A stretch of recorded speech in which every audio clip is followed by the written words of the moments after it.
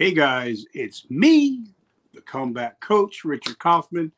Guys, I'm so honored and privileged to be able to talk to you today.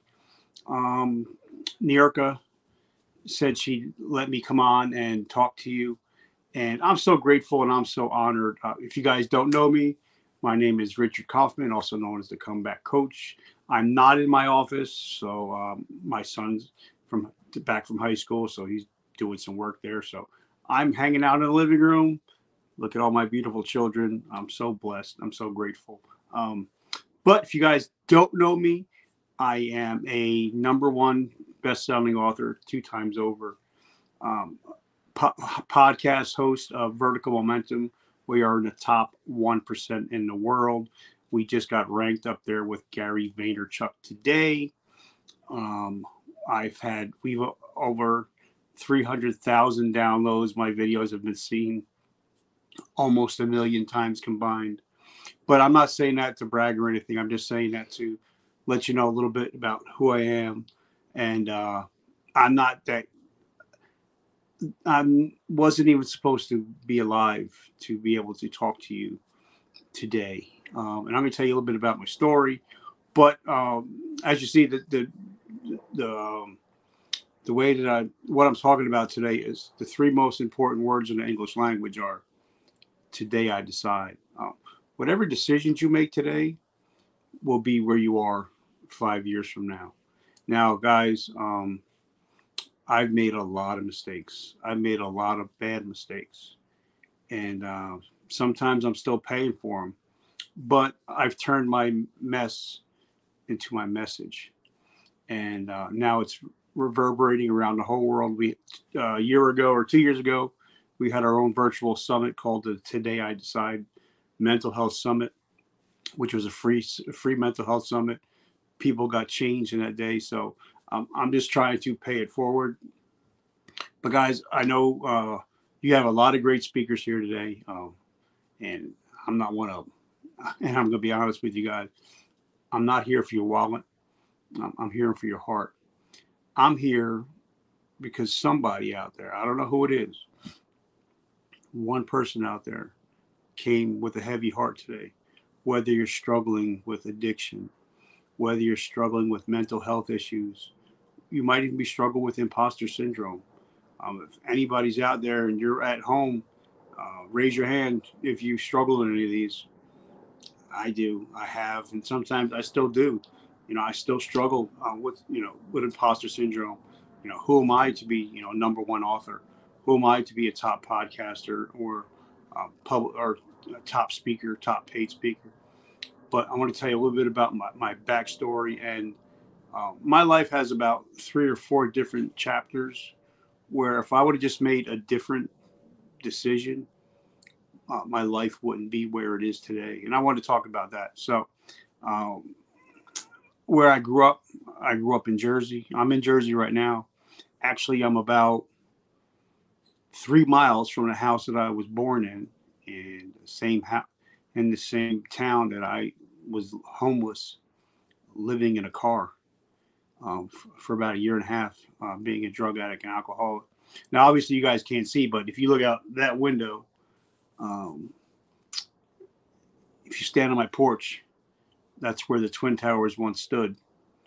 And so 9/11 was one of those wake up days. 9/11 was the today I decide. But grew up poor. Mother was an addict. Thank God. Thank God she's clean now over 27 years. So I moved around a lot. I had my first drink at age 12, full blown alcoholic by the age of 13. Got thrown out of high school. They frown upon you hitting teachers with desks. So if you guys if you have kids, tell them don't hit your teacher with a desk. So for me, it was military or jail. Unfortunately or fortunately for me, I found both. I got locked up a couple times when I was in the military. They kept me for 2.5 years. I traveled the world, party like a rock star. At 18 years old, I actually had in Germany. I actually had got to drink German beer at 18 years old in Oktoberfest in October in Germany. So it's something I love that I was able to do. But I got in trouble a lot. I made bad decisions, and eventually, well, I found drugs in the military. So not only was I an alcoholic now, because I'm a full blown alcoholic, now I found drugs. So now I'm a drug addict and an alcoholic. And eventually, Uncle Sam decides, you know what? We don't need you anymore. So he threw me out. So here I am, 20 years old, come home. Told my mom I got out early for good behavior. And, you know, I got home and, after traveling the world, 20 years old, I was living like a rock star and partying every night at the clubs, to come home and be in bed by 10 o'clock, or in the house by 10 because, my dad got up at 5 o'clock in the morning and worked 6 days a week. He threw me out because I was not conforming to the rules. And unfortunately, he just passed on Valentine's Day. But thank God we made up. And, now me and him we were like this. So not only I'm 20 years old, now I have a drug problem. Now I have an alcohol problem. And now I got an attitude problem. So I'm living in my car now. So I lived in my car for about a year and a half. And it was really bad. I mean, I was, getting drunk, getting high, and living a really bad life, making really bad choices. And one of the worst choices is about to come up. Now, my mother said I was allowed to come back in the house if I went back to school. So I went back to school and became a bartender. So, word to the wise, if you're an alcoholic, don't go to school to be a bartender. I became number one in the class. But so my first job, I get hired, which is New Year's Eve, 1988. Police officer says, I have a bar. I want you to come in. I want you to work for me. I want you to tend bar. And he figured, all right, he's military. He's squared away. But what's up, Jordan? So he asked me to bartend, and I'm bartending. Everything's going great. Everything's going good. All of a sudden, somebody buys me a drink. I buy them a drink, and it's off to the races. Now, I don't remember anything after that. I woke up like 8 hours later, knocking on my door, knock, knock, knock, knock. And I was like, oh man, who's this? So I go put on my pants. My pants got like $8,000 in it. And I'm like, where did all this money come from? How did I get home? And when I go on the door, I open the door. It's the police officer, and 3 of his buddies coming to lock me up because I robbed the place. So not only did I have all the money in my pocket, I also gave away $2,000 worth of free drinks. So he wasn't happy, but he was my angel. He said, Rich, you're 20 years old. Back then I was good looking. He said, if you go to jail, you're going to be somebody's bitch. And he said, I'm going to give you a break. He says, I want my money back in 24 hours. And you got to go to 90 meetings in 90 days of Alcoholics Anonymous. I begged and I borrowed. My dad helped me out, my uncles and aunts. Got the money together, paid them, and I made a decision that day. It was either go to jail or go to AA.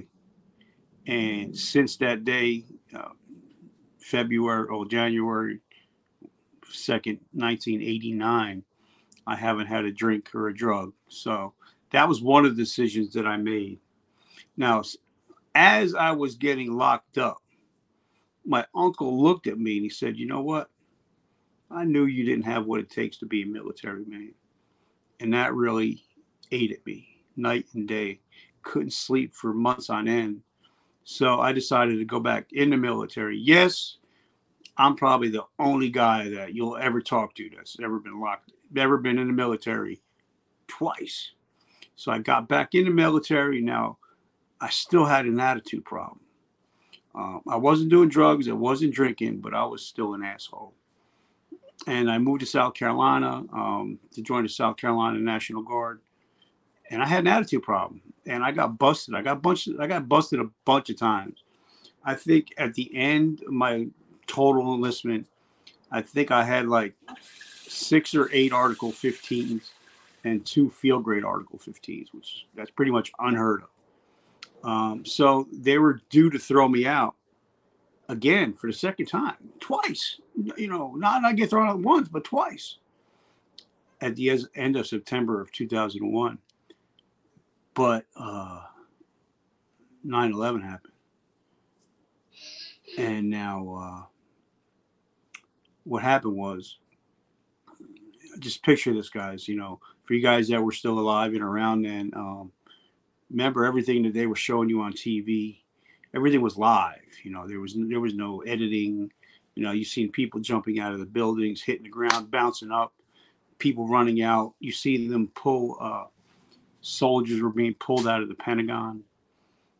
And think about this: as my TV's here, all my stuff is here, because I'm about to be thrown out, and I got to turn all my shit back in. And something happened to me. I became a broken man. I literally crumbled into my couch, and I cried out to the Lord. I said, Lord, give me another chance.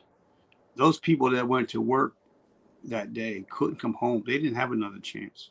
Now, like I said, right out these windows, I could see where the Twin Towers once were, and we knew people that were in the buildings that day. We knew people that weren't coming home, and something broke in me that day. And like I said, I cried out to the Lord, and I said, Lord, give me another chance to be able to help other people. I don't want to live like I'm living now. I don't want to live for myself anymore. I want to be able to live and be able to help people that are struggling. And I called my company commander. I called my first sergeant, and I asked him for a meeting. And I came in, and we had heart to heart. And they heard all my bullshit before, and they seen I was different. I was a different man, and I think that's where another decision. Today I decide, if I could have made the wrong decision and kept my life going the same way it was, but I decided to change. I didn't want to be who I was anymore. And that's the point of what we're going to talk about today is you don't have to be the same person that goes to bed tonight that woke up this morning. You can change. In a moment, you can change. But so they kept me, and thank God they kept me. I got busted E4 back down to E1. So when I went to drill the next weekend, I was at E nothing, starting all over again. But within 3 years, I became Soldier of the Month. Soldier of the Year. In 4 years, I became a non-commissioned officer, and I ended up doing 23 years total. Now this is the third part of my story. So I'm doing good. I'm kicking ass. I'm the ultimate soldier. I went to school. I went to all different schools. I got 3 different MOSs. Whatever you want, I got you. I'm the ultimate soldier. PT, boom. I was a PT stud. I did whatever it took. Like I said, one Soldier of the Year, non-commissioned officer, just kicking ass. Decided to move to New Jersey because I got reacquainted with the love of my life, and we're married now for almost 11 years, and she's my bride. But I moved here, and I joined the New Jersey National Guard, and the first annual training that we had, we moved driving in a vehicle. I'm the vehicle convoy commander, and a vehicle breaks down alongside a road. So of course, as a commander, I got to recover it. I got to make sure everybody's safe. I got to get off the highway. So I hop out, and I got a young driver, brand new driver, rookie. Doesn't, still wet behind the ears, don't know what's going on. So, and back again to that today, I decide, you know, for most of my career, whenever I hopped off a vehicle, I would just put, my soft cap on. That day, I decided to keep my Kevlar on. Thank God. So what happened was,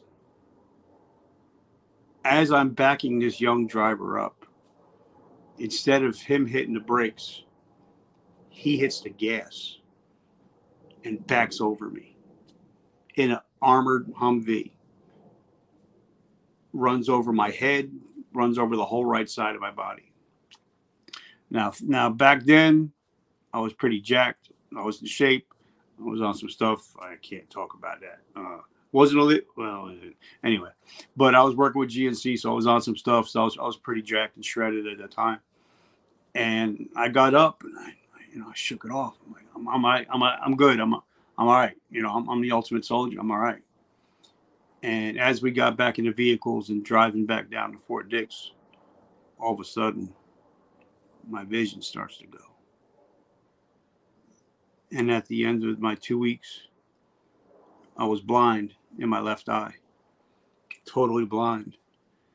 And even though I stuck out my annual training because I didn't want to go home, because I want to be, I'm the ultimate soldier, right? So I can't quit. So I get back to my unit and I tell them what happened. And they tell me, listen, you can't see, you can't shoot. We don't need you anymore. And we're going to send you down to the Warrior Transition Unit to where eventually, when we decide when we're going to put you out, we're going to medically retire you, and you're no longer going to be Sergeant Kaufman. So that was something that, it took about a year and a half. So every weekend that we had drill, I would drive down there. And you sit in a big room with a bunch of people and a bunch of soldiers that are all whatever's got going on. They call you broke dicks, and a lot of them, angry, mad, pissed off. So a lot of them just sit there, play cards, play chess and, spades. And I did all that for about like the first month. And I'm like, all right, I can't do this anymore. So I started picking up books on self-development. I picked up a book by Robert Kiyosaki called Rich Dad, Poor Dad. And I started getting deep into self-development at this time. But eventually, it was Memorial Day 2012. They called me in the office. They like, come here, Sarge. Want to talk to you. Bring your stuff. And I knew it. I knew it. I knew it was coming. But I didn't know how it was going to be. So they called me in the office and they said, Sergeant Kaufman, we have deemed you unfit for service. You are no longer Sergeant Kaufman. You are going to be medically discharged. And I didn't know what to do.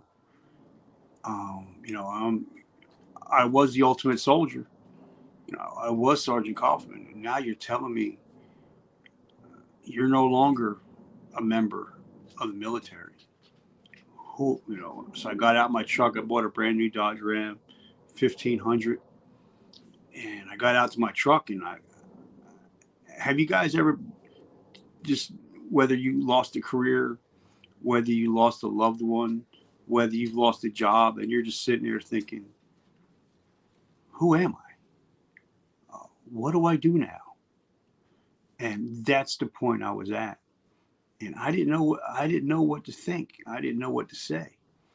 And that was the day that I decided to end my life. That was the decision that I made. So I decided I'm going to call my wife and tell her, I'm on my way, because we were supposed to meet the family down the shore and have fun. I told her I'm on my way, and I loved her, and I knew it was going to be the last time I talked to her. I was never going to see her again. I was never going to see this little girl up here. My 6-month-old daughter. I knew I was never going to see her again. And I told her I love you. So my plan was I was going to get the truck up to 100 miles an hour and put it on cruise control, turn up the radio, and eventually run off the road into a ditch or in a pylon and end my life. Sorry, guys, it's a little bit hard.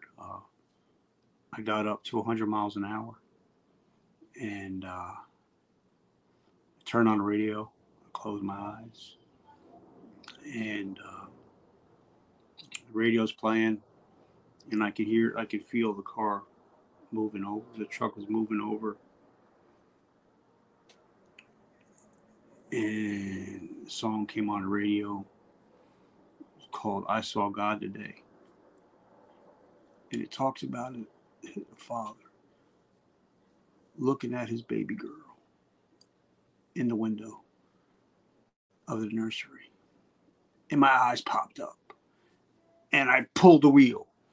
And that's when I made the decision, today I decide, I want to be a daddy. I want to be a husband. I don't want to be a statistic. I don't want to be one of the 22. So there's that today I decide. That's where it came most of all. I get my bearings together, and I meet my wife.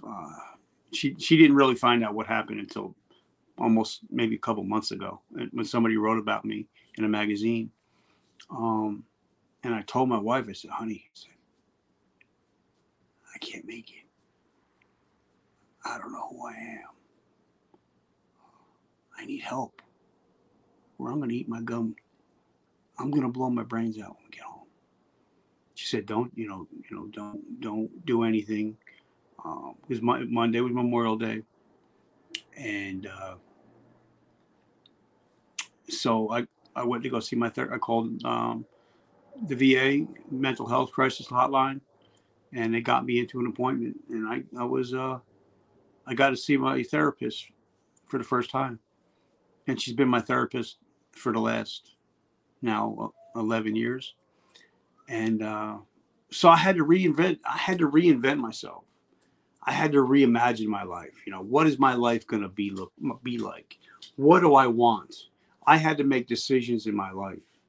Am I going to be a father? Am I going to be a good husband? Am I going to love all these kids? Am I good enough?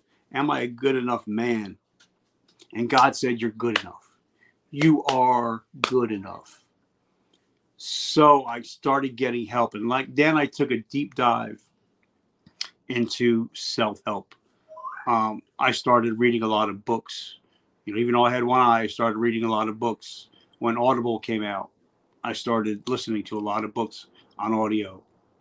I listened to podcasts, and I kept hearing this guy's name, Gary Vaynerchuk. And I'm like, who in the hell is Gary Vaynerchuk? And little did I know that he's going to be such an influence in my life. And now I found out that his father had a liquor store here 20 minutes from my house in Springfield, New Jersey. And one day I called him, and I called his father, and I said, this is Richard from GNC. When's Gary going to be there? I got a delivery, whatever. And he said he's going to be here. I think it was Saturday or something like that. So I actually showed up and got to bullshit with Gary Vaynerchuk and talked to me, and I picked up his book, and and he inspired me to start my own podcast. And that my first podcast was Success Your Why, Power Is Your How. It did really well, but then then I wanted to move on up. But one thing Gary was instrumental in was writing my book. It's called A Hero's Journey from Darkness to Light, and now it's a 2-time #1 best-selling book. And the last 2 chapters are: what does depression look like? Not what you think it looks like. What does addiction look like? And not what you think it looks like. So the book came out. The podcast started hopping. I started getting on podcasts, virtual summits like we are talking here, many stages around the world. I got to talk and be able to save people's lives. And my story has changed, but it hasn't really changed, because everything that I do today, 5 years from now, I'll be able to pinpoint exactly what I was doing today. Where I know that if I want to be successful, the choices I make today are 5 years from now are going to be the results of the choices that I make today. And that's what I just want to get to you guys, that if you guys are watching this, and that's why I wear my t-shirt all the time, today I decide. The three most important words in my English language are today I decide. You do not have to be the same person when you go to bed tonight that you were when you woke up this morning. You can change. And I know there's somebody out there saying, well, no, it's impossible to change like that. Let me tell you something. If somebody came to you right now and you're told your significant other they had cancer, you change your life in that one split second. So you can change. It's just if you want to change. So that's my whole talk about today. Today I decide, guys. And for you guys that are in business, the decisions you make in business today, you're going to reap the rewards 5 years from now. The relationships you build today are going to build your legacy. I'm a big legacy guy. One of my favorite quotes by Gary Vaynerchuk is, your legacy will always be more valuable than your currency. Think about that. Your legacy will be more important and more valuable than your currency. So, guys, I just want to say thank you for taking the time, for letting me talk to you guys. I'm truly humbled and grateful. And I also want to put this out there. I am a coach. I've been coaching. I've coached guys from NFL, Major League Baseball, WWE, NBA, Major League Baseball. Coaches, I've been coached guys and girls that are making 7, 8, 9 figures. I help them come back. And one thing I specialize in, and like I talked about my dad, earlier, that we made peace. I can guarantee you, I can change your life in 90 days using the 3 powers of forgiveness. And I'm offering you guys, just because you guys are watching this and your friends in New York, I love you, a free 30-minute coaching call with me, so I can help you with anything you're struggling with, whether that's addiction, whether that's relationship problems, with any health problems, mental health problems. 30 minutes of my time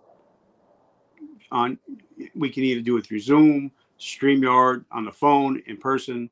I'm going to dedicate 30 minutes of my time to help you out, because I've been there. And like Oprah Winfrey says, the best way we can help ourselves is by helping others. So guys, hope you guys enjoying this summit. Have a great time. Tell New York hey, hey, hey. And I love you guys, and talk to you soon. And remember, like, my podcast is called Vertical Momentum. The only way to go is but.